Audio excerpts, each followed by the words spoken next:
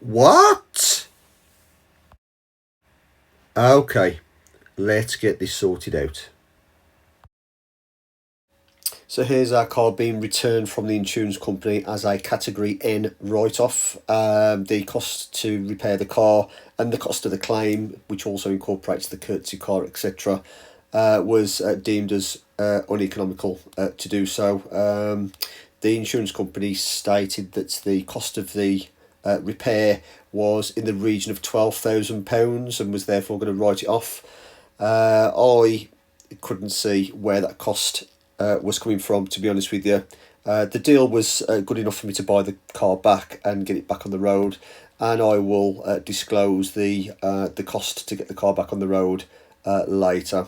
And it just goes to show as to the sort of vehicles that the insurance companies are writing off unnecessarily, giving them a category status, which is totally wrong.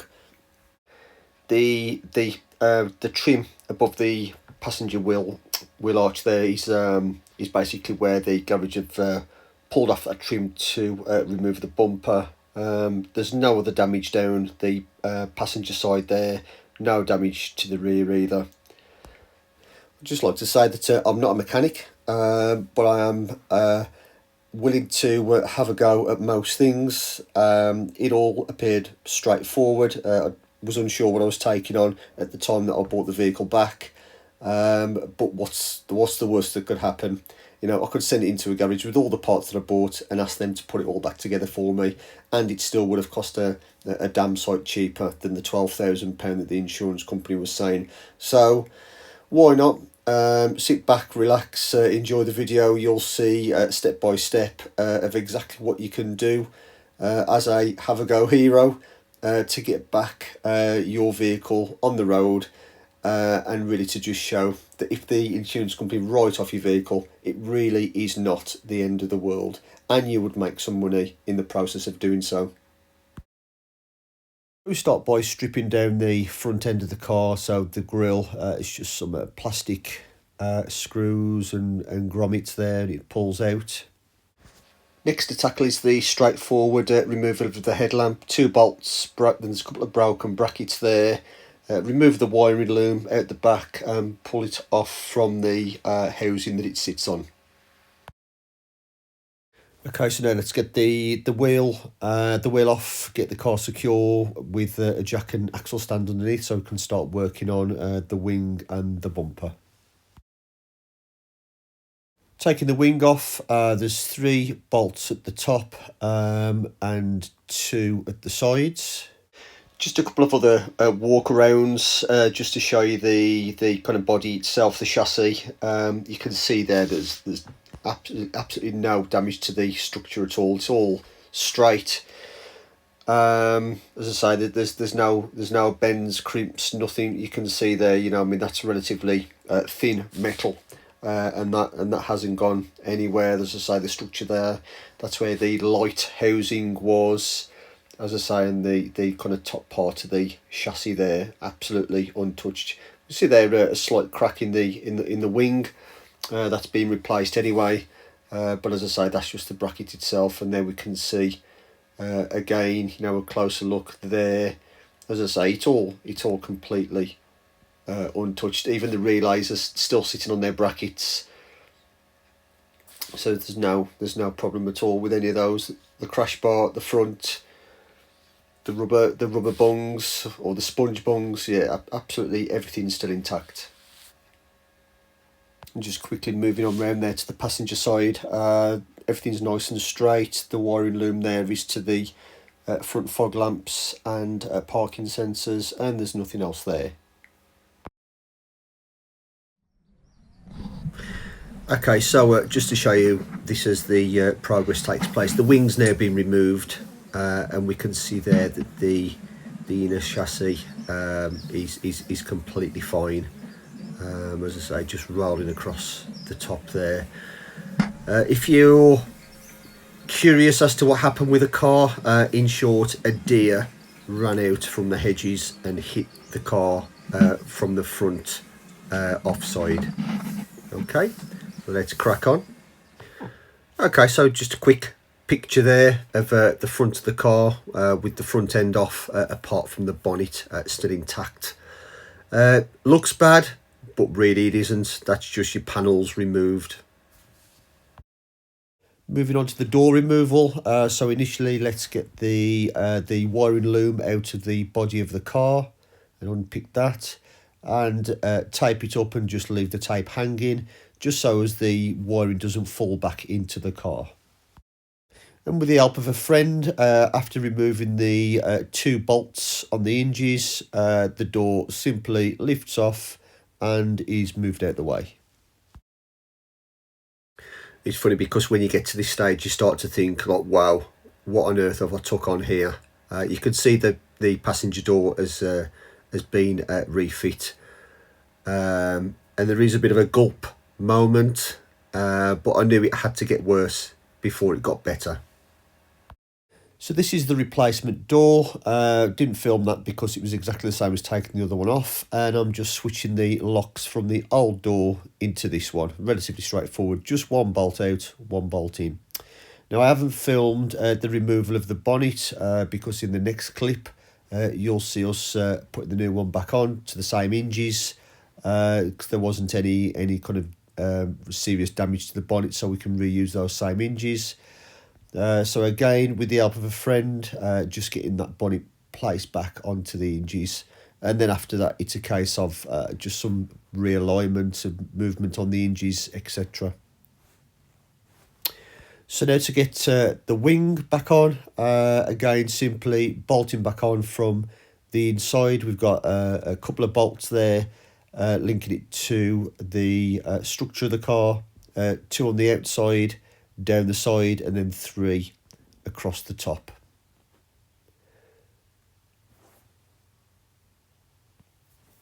You can see there we're just fiddling around with some of the bolts. We're just making sure that it lines up correctly, so when we pull the bonnet down in a moment, it all lines up nicely.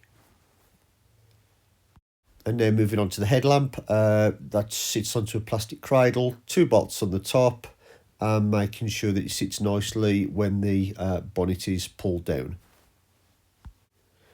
Moving on to the bumper, you can see there that I've actually repaired the bumper, but that wasn't a problem, using kind of the hot staple method, and the rest of the bumper is going to be finished off by the body shop. So now there's 2 bolts and a large plastic bracket that fits up inside the bumper, connecting it to the wing. Then moving on and getting the wheel arch liner back installed there, and the front grille going back in as well. Okay, so let's get the wheel back on, get the car back on the ground. We can see that the panels have now been replaced this side apart from the trims, and it's starting to come back together quite nicely. And we can see at the end of day 1, everything's back together, the bonnet, the bumper, the wings, the headlamp. So yeah, really good progress on day 1. Okay, so this is the start of day 2. There was some kind of pinging yesterday, low life in the battery, so let's get some life back into that battery whilst we're working on the car today. Let's kill 2 birds with 1 stone. Next step then, to get this near side up onto an axle stand, so as we can start to take a look at getting that bumper reconnected to the wing. Safety first always, axle stands as well as a jack underneath. And we can see now the removal of the arch liner to give us access to where the bolts go up from the bumper into the wing. So yeah, this is just now the process of removing that wheel arch liner. Comes in 2 sections, and it's just the front section that's been removed in order to gain access to those bolts. Okay, so we're taking this from a slightly different angle. You can see me there finger tightening some of the bolts, the 2 bolts to the bracket which secures the bumper to the wing. So yeah, and then getting the angled ratchet in there as well, just to secure and tighten those up. So yeah, all good now. That bumper is now secured to the wing. So just getting this wheel arch liner put back into place. It's just a case of fiddling with it to make sure that it matches up with all the holes, and getting those nuts and screws back in place. A couple of the 10mm nuts did round off when I took them off, so it's just a case of getting new ones of those and putting those back on. The car's coming back together nicely now with the arch trim and the wheel back on, and getting the car back to the ground. So moving inside the car, just replacing some of the trim that I removed earlier. So as we can see there, that the trim's just been replaced, and basically everything just kind of pushes back in. And also we can see as well that the door sill, the illuminated door sill there, is being replaced as well. And then everything's back together inside the car. So when testing the door, when it was all together, the car wasn't locking, or the door mirror wasn't coming in. So it's a case of taking that door card off, getting to the door motor, replacing the door motor with the door motor that was in the original door, and that one still didn't work. It actually worked out that it was the door module which controls both the door actuator and mirrors, makes all the workings in the door work. So I'll replace the motor twice for no reason. It was just a simple case of replacing the door module. But every day's a learning day, I guess. So the door actuator's now in, and it's just now a case of replacing the inner workings and the door card back onto the car. Moving back outside, so the driver's side step was damaged in the accident towards the back. And there is 4 bolts, and the side step is off, and now there is 2 small bolts and 2 large bolts keeping those brackets connected to the car. I did actually remove those brackets off camera, but yeah, so the trim underneath the doors, the long trim which is just about to come off now, that's taken off, and then those 2 bolts are removed from each bracket, and you can see there that they've been removed. Now, off camera, I did reinstall those side steps, so after day 2 we can see now that the car is really coming together nicely. So all the trims are on, the side steps are on, and the front lower bumper section is on as well. Okay, so this is the day before the car is going into the paint shop. So it's being cleaned. My philosophy is, if it's clean when it goes in, they can see that you take pride in your car, and hopefully they'll do a better job of it. So they'll be with the paint shop now for about the next week or so. So I'll be looking forward to getting that back. The company that we've used is a company called Hot Wheels, and that's on the Pensnet Trading Estate in Kingswinford. So I look forward to getting it back in the next 7 days. Okay, so it's been a few months since I did any filming last with the car. So this is just completing the build and the clean up of it. So it went off to the body shop. The front wing,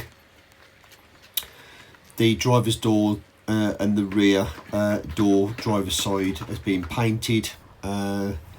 New bonnet, and the bonnet's been painted, the bumper's been painted, the passenger wing has been painted.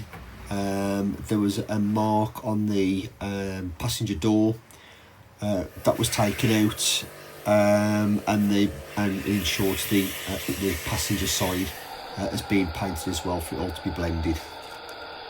So before any mechanical wash, the car needs to be snow foamed, APC, just to break down some of that loose dirt, soften it up.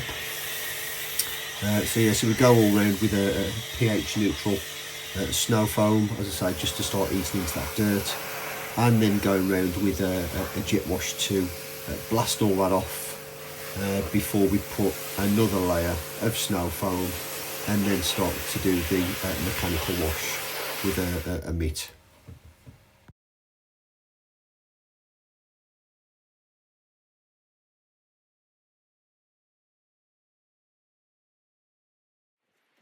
As we can see, the majority of that snow foam now has now gone, but just to go around and give the car a thorough cleanse, just to get all of that snow foam off, out of all the nooks and crannies, the grills, the kind of loose spaces between panels, etc.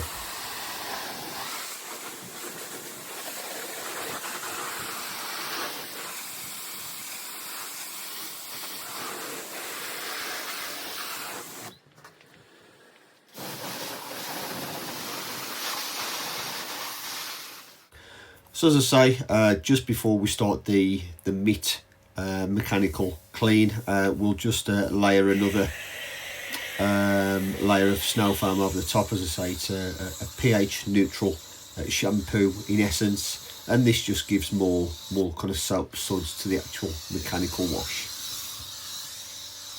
For the eagle-eyed amongst you, you'll see that I've changed the bonnet boot lettering to black, and I've painted the brake calipers in red.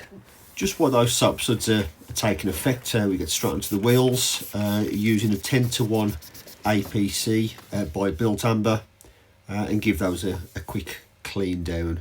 And now we're on to the mechanical wash of the car itself. As you open the rear doors on these cars, you'll see just in the door shut there that there's the dirt collects. So as soon as I start to clean the car, I open the door and just give that a bit of a blast out of there and push the door to and carry on with the cleaning of the car. This simply, again, the APC, taking it inside of the fuel filler cap and the door there, just giving it a clean down, just so as when you open the fuel filler cap door, it's all nice and clean inside there. So just jet washing the rest of the car off. The mechanical wash with a mitt, the microfiber mitt is now complete. So it's just a case, as I say, of jet washing all of the car off and getting it ready to be towel dried.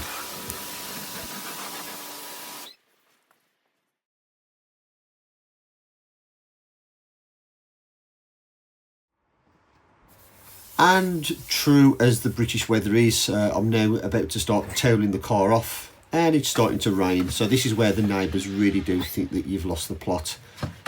So I use two towels, one towel to towel inside all of the door shuts, which you can see is the orange one there, and then I'll get the 1400 GSM towel to do the rest of the car. To finish off with the tyres, it wouldn't be complete without giving the tyres a shine, which is exactly what I use on a microfiber sponge. Okay, so to just round this video off then, said right at the start of the video that this is a category N write-off. The insurance company said that there was £12,000 worth of damage, mainly to the driver's door, front wing, bumper, bonnet and headlamp. So it was always my intention to replace all those panels myself. We can see here, as I say, it's all now been sprayed up, so it's all looking nice and straight and the same colour. Everything now works on the cars, no warning lights. Everything down the driver's side there, as you can see, the bonnet, the bumper, everything is all looking straight and the same colour. And down there as well, as I say, the passenger wing and the passenger door was all blended in to match. So as we can see, it's all straight as a die and back to what it was, exactly as it was pre-accident. Okay, so let's wrap this video up. I mentioned at the start that this car is now classified as a category N. It is in perfect condition again. Everything that was damaged has now been replaced and resprayed. So as I say, the car is as good now as what it was prior to the accident. So the car was valued at £16,500. The cost of the repair to the car was £12,500, and as a result the insurance wrote it off. I managed to source all of the parts for replacement to the value of £1,200, and to have the car resprayed cost £1,400. So all in all, the car repair cost £2,600. So after the kind of different fees and excess that was needed for the insurance, the car is now back on the road, and as I say, fully repaired. So we've got the car back, plus we've ended up making £9,500. So was it worth it? Absolutely. I think we all need to test our abilities every now and again to see if we can do something and rise to the challenge. By doing so, I kind of know every inch of this car. I know that it's all being put back correctly. I know where I've taken it to. I know where I got the parts from. I know where it's been resprayed. I know all the kind of quirks about the car, but it's absolutely 100% now and drives an absolute dream again. And we've got our car back, which is what we wanted. And in the process, we came out £9,500 better off, which has made way for our next project. And you can look out for that in a coming video. See you all soon.